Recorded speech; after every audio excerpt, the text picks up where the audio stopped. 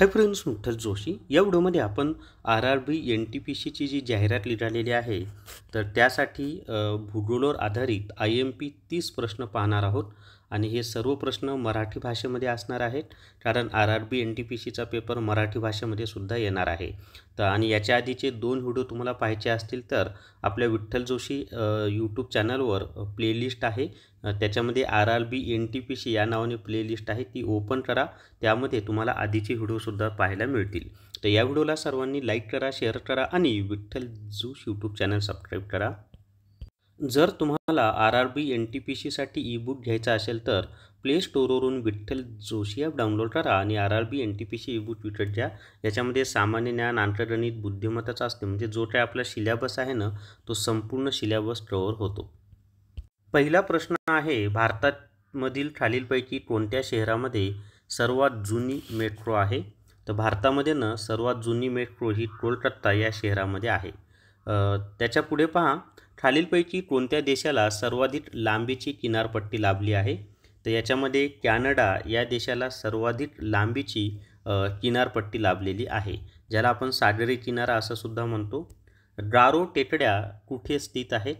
तर गारो टेकड्या ह्या मेघालय या राज्यामध्ये स्थित आहेत आणि जो पूर्व हिमालय आहे ना त्या पूर्व हिमालयाचा हा भाग आहे गारो टेकड्या। गारो, खासी, जैतिया अशा त्या टेकड्या आहेत।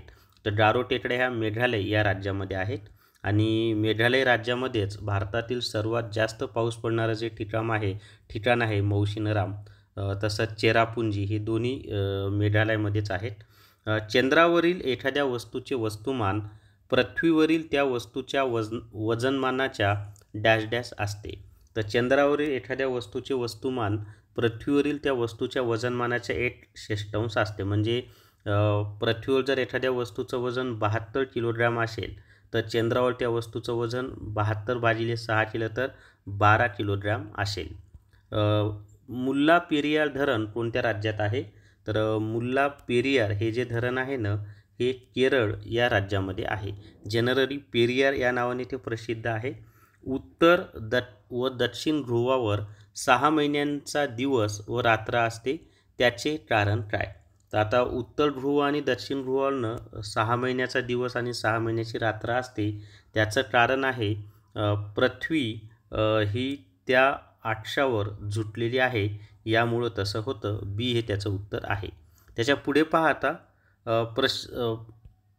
प्रसिद्ध शालिमार बाग म्हणजे गार्डन कोणत्या राज्यात आहे? तर शालिमार गार्डन ही जी आहे ना हे जम्मू आणि काश्मीर या राज्यात आहे। आता त्यावेळेला म्हणजे जेव्हा हे पेपर झाले तेव्हा हे राज्य होतं, पण आता हा केंद्रशासित प्रदेश आहे। तर जम्मू आणि काश्मीर या केंद्रशासित प्रदेशामध्ये शालिमार बाग आहे। आपल्या मिल्की गॅलेक्सीचा आकार कसा आहे? म्हणजे आपली पृथ्वी ज्या गॅलेक्सीमध्ये आहे ना तिला मिल्की गॅलेक्सी असं म्हणतात। तर तिचा आकार कसा आहे? तर तिचा आकार जो आहे ना तो चक्राकार आहे। तर आपली पृथ्वी ज्या गॅलेक्सीमध्ये आहे त्या गॅलेक्सीचा आकार हा चक्राकार आहे।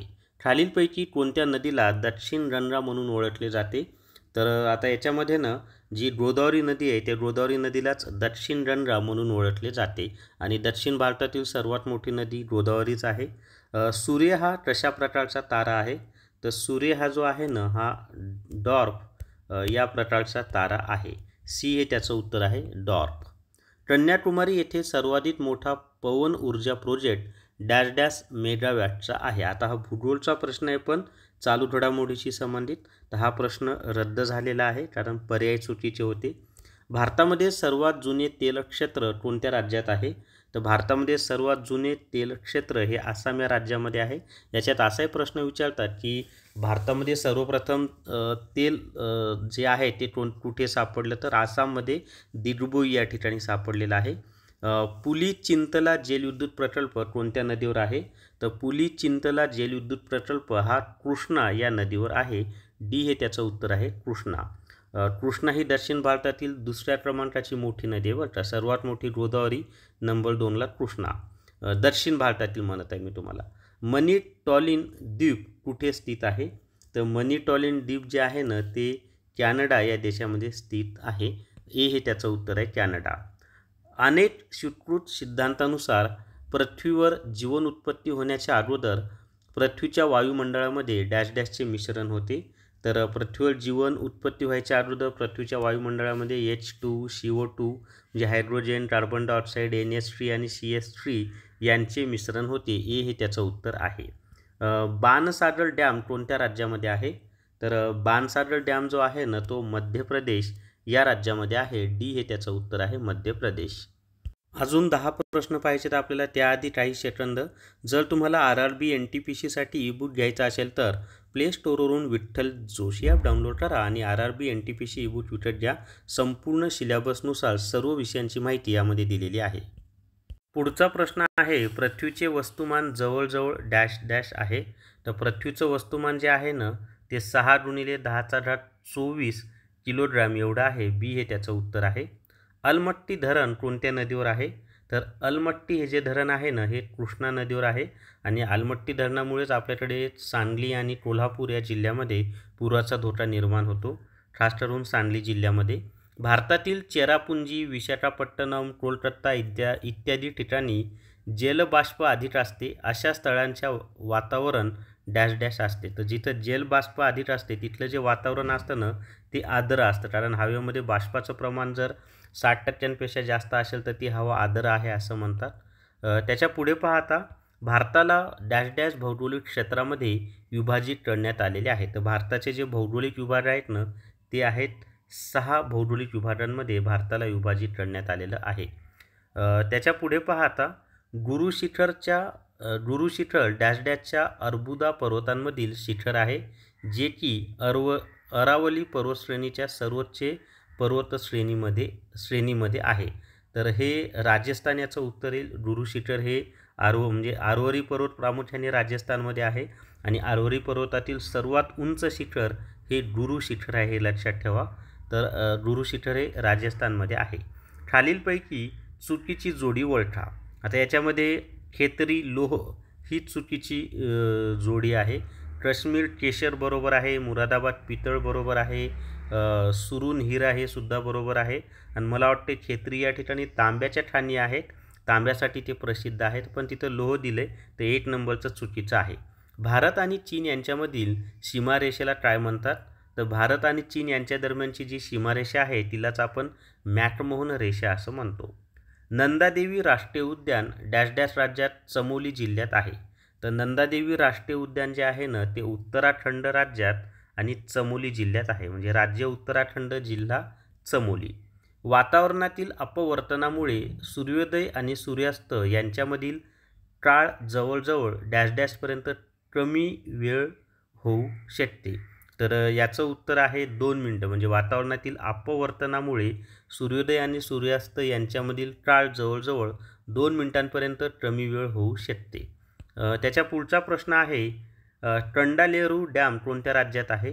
तर कंडालेरू डॅम जे आहे ना तो आंध्र प्रदेश या राज्यामध्ये आहे. पेरांबूर द्वीप खालीलपैकी कशासाठी प्रसिद्ध आहे? तर पेरांबूर द्वीप हे जे आहे ना हे लवंग याच्यासाठी प्रसिद्ध आहे आणि मला वाटते केरळ राज्यामध्ये आहे ते. पुढचा प्रश्न आहे, सूर्याच्या ऊर्जेचा स्रोत काय असतो? तर सूर्याच्या ऊर्जेचा स्रोत हा नाभिकीय विखंडन अभिक्रिया हा आहे, ज्याला आपण न्यूक्लिअर फ्युजन असं म्हणतो. हे त्याचं उत्तर आहे. त्याच्या पुढे खालीलपैकी कोणते बंदर कच्छच्या आखातामध्ये आहे? तर याच्यामध्ये कांडला हे जे बंदर आहे ना हे कच्छच्या आखातामध्ये आहे आणि कच्छचा आखात हे गुजरातमध्ये आहे, त्यामुळे कांडला बंदरसुद्धा गुजरात राज्यात आहे. बऱ्याच परीक्षांना विचारतात की कांडला बंदर कोणत्या राज्यात आहे? तर गुजरातमध्ये आहे. अंकलेश्वर एक प्रसिद्ध पेट्रोलियम स्थळ आहे जो डॅश डॅश राज्यामध्ये आहे. तर अंकलेश्वर जे आहे ना ते गुजरात या राज्यामध्ये आहे. डी हे त्याचं उत्तर आहे, गुजरात. जर तुम्हाला RRB NTPCसाठी ईबुक घ्यायचा असेल तर प्ले स्टोअरवरून विठ्ठल जोशी ॲप डाउनलोड करा आणि RRB NTPC ईबुक विकत घ्या. संपूर्ण सिलेबस याच्यामध्ये व्यवस्थित दिलेला आहे. सिलेबसनुसार जे काही विषय आहेत त्या विषयांची माहिती.